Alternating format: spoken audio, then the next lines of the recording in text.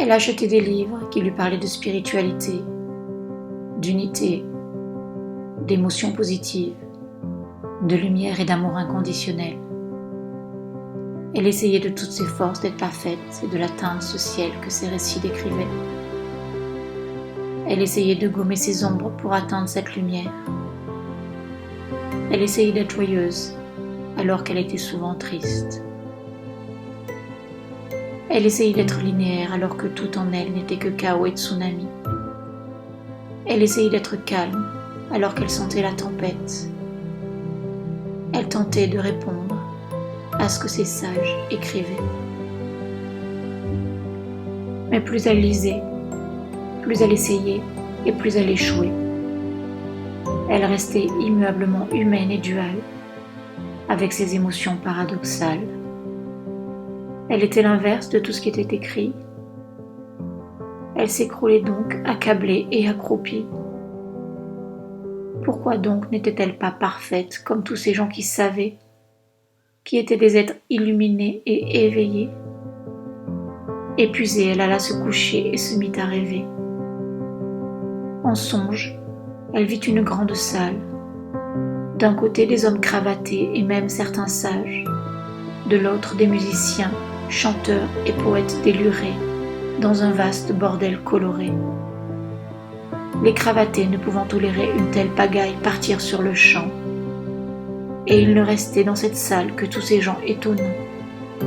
Surpris, au réveil elle comprit. Elle mit de côté tous ses livres et décida de vivre. Elle accepta alors toute son humanité, ses sautes d'humeur et son cœur parfois fermé. Elle accepta toutes ses parts et sa dualité. Et grâce à cela, elle trouva enfin son unité. Son cœur s'ouvrit alors en Corolle, car elle ne jouait plus aucun rôle. Pour une fois, elle s'aimait, même si rien n'était parfait.